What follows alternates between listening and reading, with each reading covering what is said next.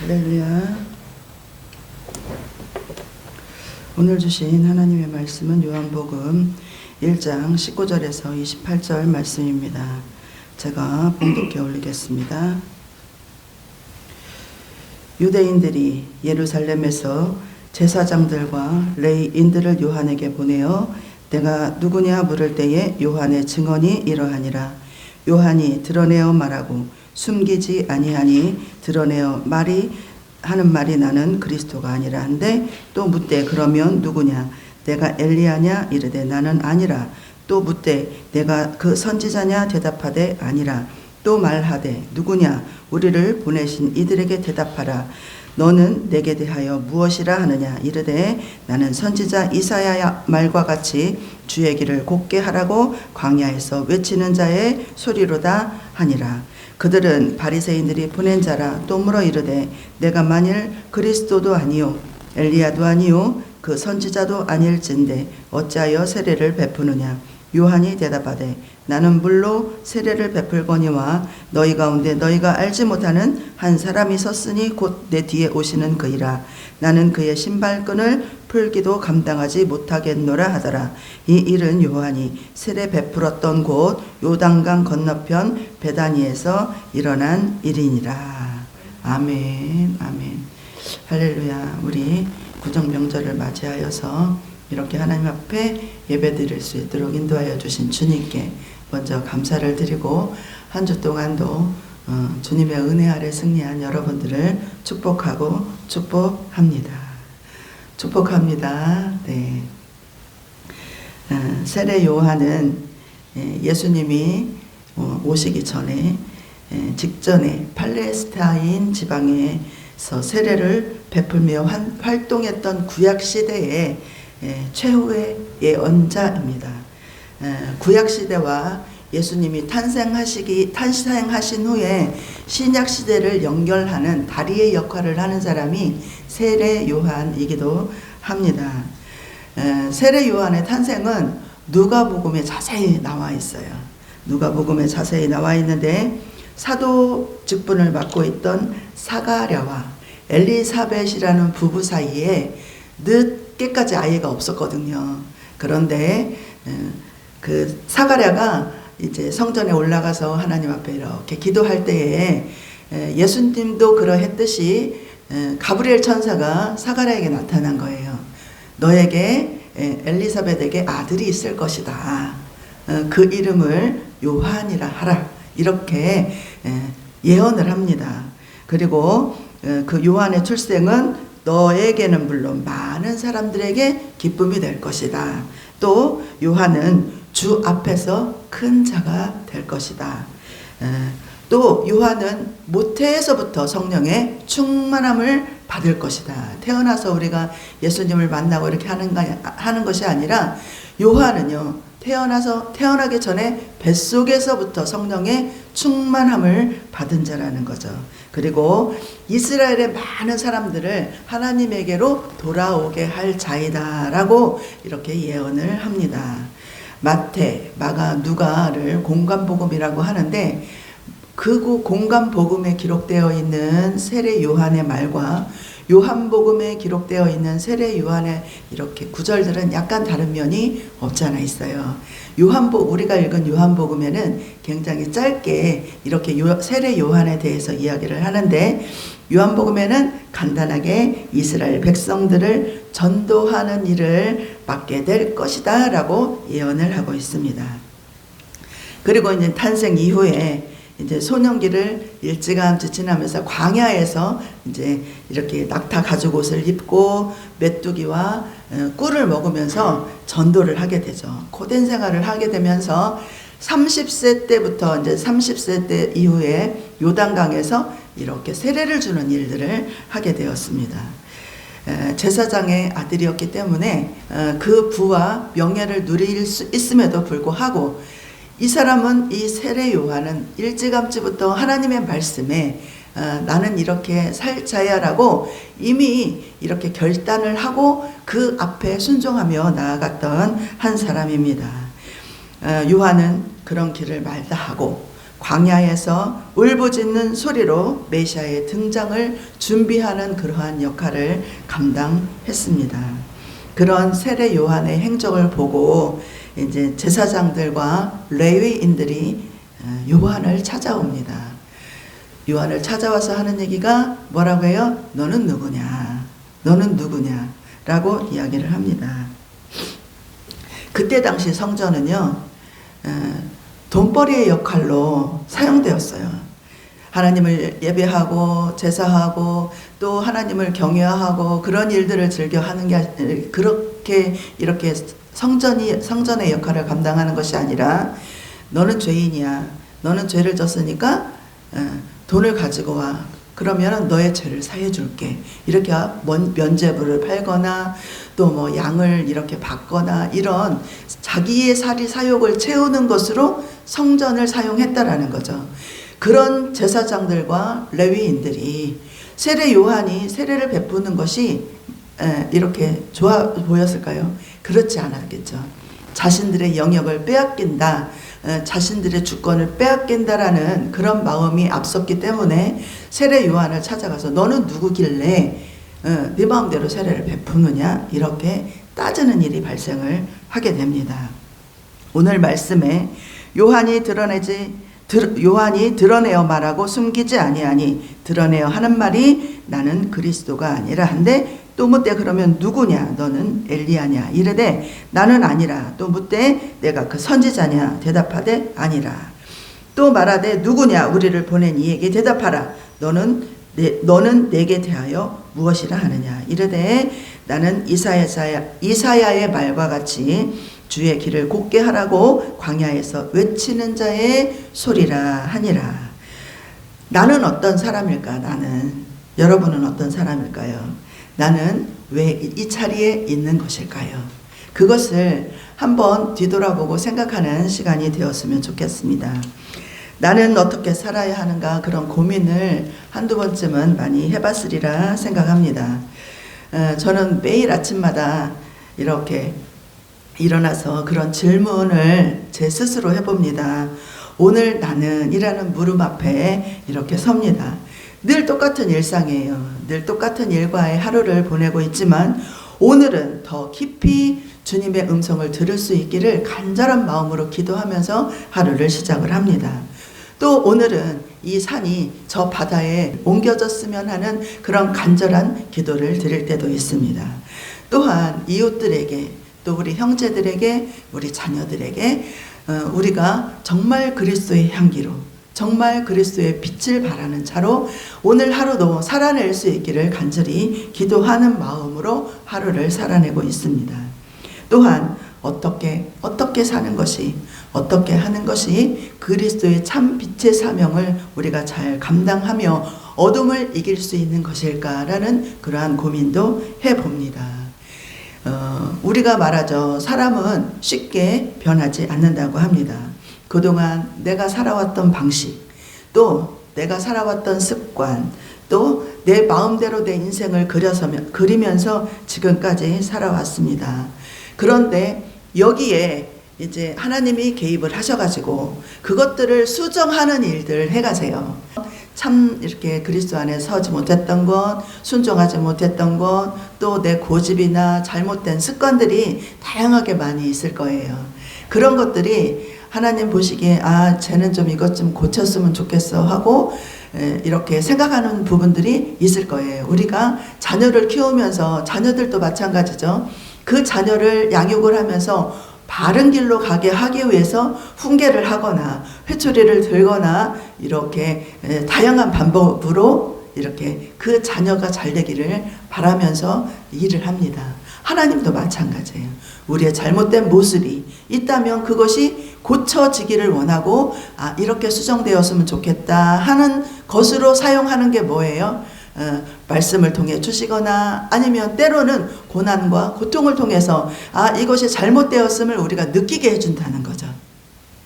그러면 우리는 그것을 보고 듣고 배우면서 수정되어 가는데 그게 쉽나요? 쉽지 않아요. 쉽지 않아요. 저는 이렇게 뭐라 그러죠? 저녁형 인간이에요.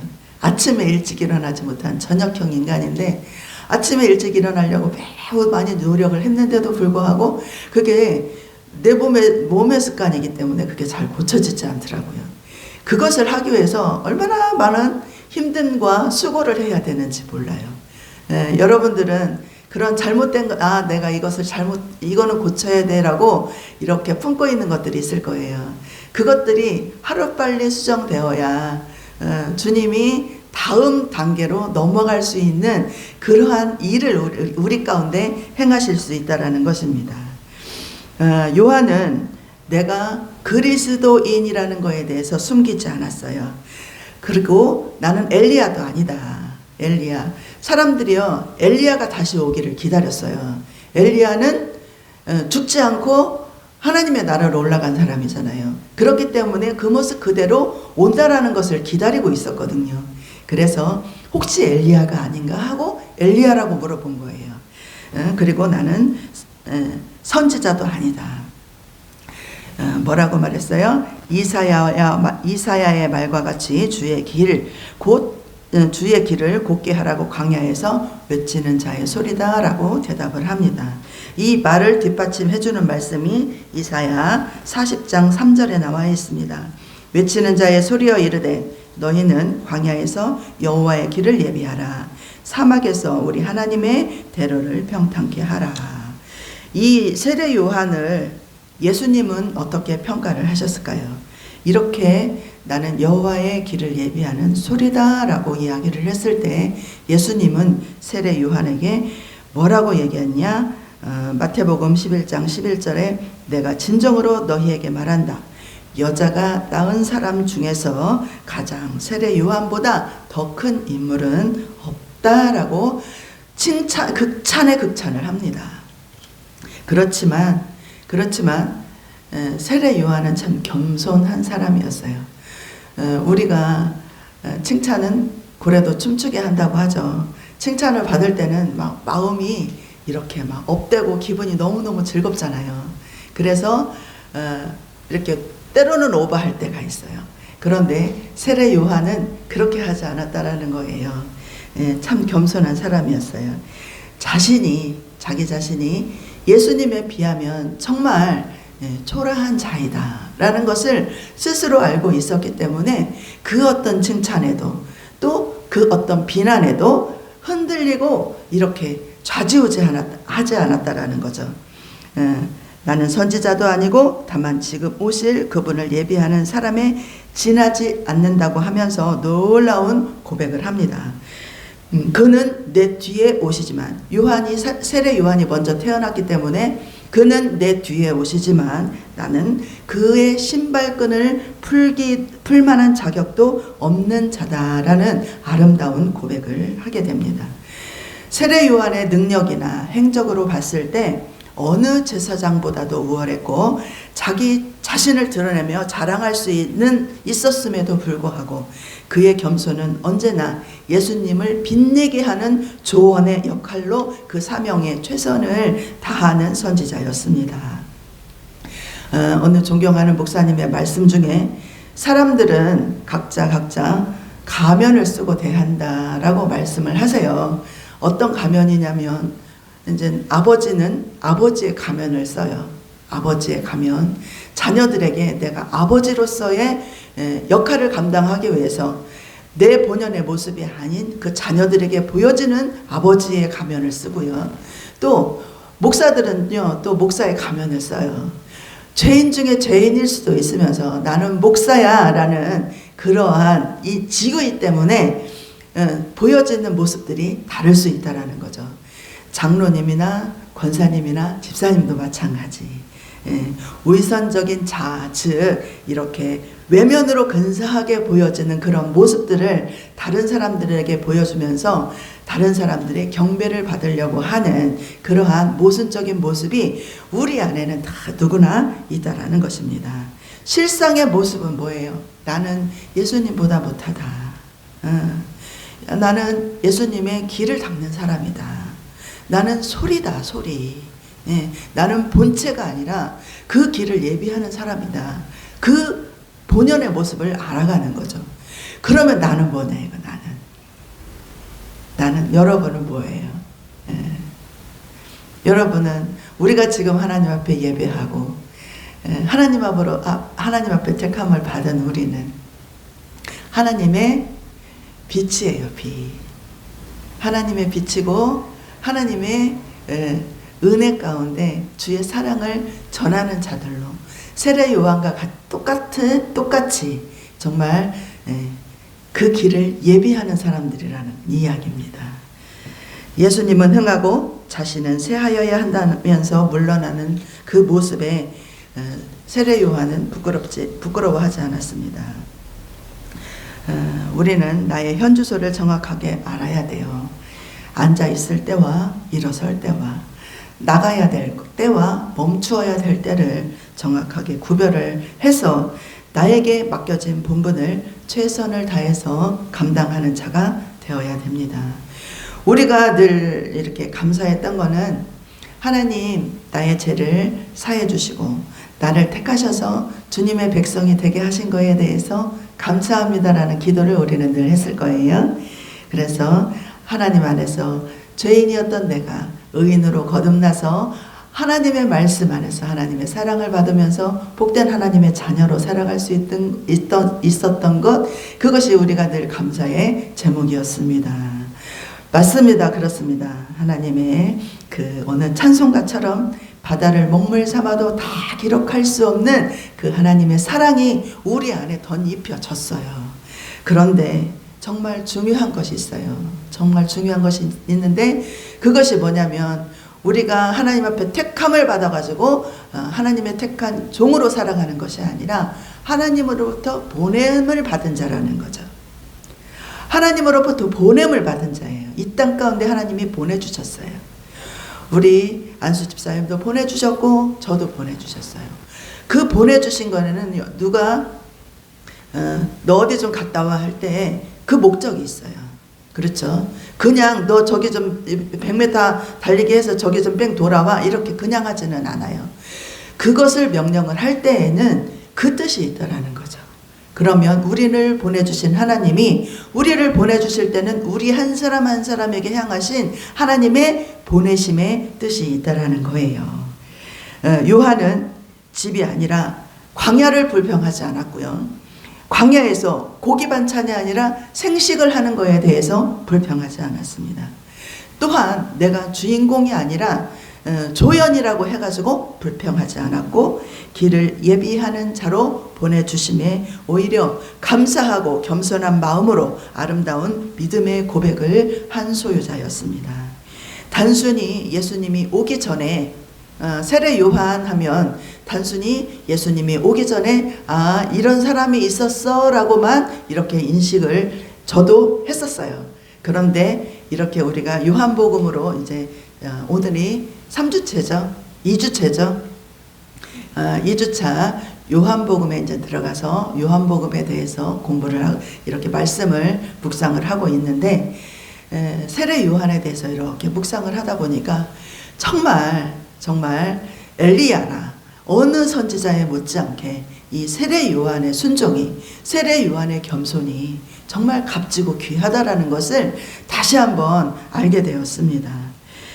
오늘 말씀에 세례 요한이 대답하되 나는 물로 세례를 베풀거니와 너희 가운데 너희가 알지 못하는 한 사람이 있었으니 곧 내 뒤에 오시는 그이라.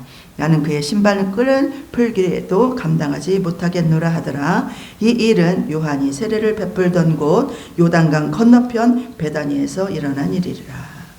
15절에 보면 나보다 앞서 계신 분, 또 26절에 보면 내 뒤에 오시는 그, 즉 너희가 알지 못하는 한 사람이라는 말이 있어요. 너희가 알지 못하는 한 사람이라는 것은 뭐냐면 너희가 알지 못하는 한 사람이 있다. 종교 지도자들이 먼저 예수님이 오신다는 것을 먼저 알아야 되잖아요.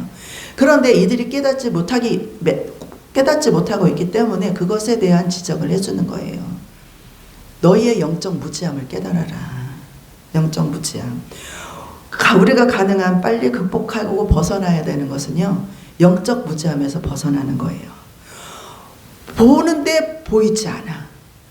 듣고 있는데 들리지 않아. 그 말씀이 내 안에서 뿌리가 되지 못해.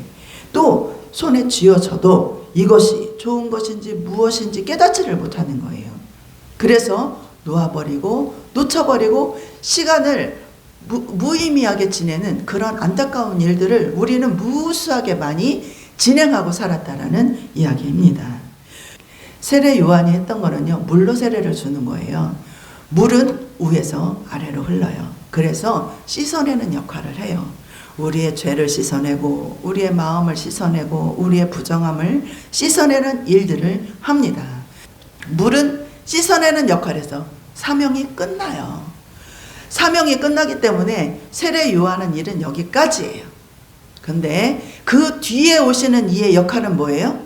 그 뒤에 오시는 이의 역할은 불을 일으키는 역할을 하는 거예요. 그래서 물은 책망을 합니다. 너 왜 이렇게 했어? 너 이거 잘못이잖아. 너 이렇게 하면 안 돼. 라는 책망을 해요. 근데 불의 역할은 뭐예요? 불의 역할은 잘못했어도 감싸주는 역할을 한다라는 거예요. 그렇구나. 너의 모습이 그러했구나. 너가 이런 잘못을 했구나. 괜찮아. 그렇게 하지 않으면 돼. 라고 품어주고 감싸주는 역할을 한다라는 이야기죠. 그래서 물이었던 한계를 잘 알고 있던 세례 요한이었기에 그래서 나는 그의 신발끈을 풀기에도 감당치 못하겠노라 라는 고백을 한다라는 것입니다.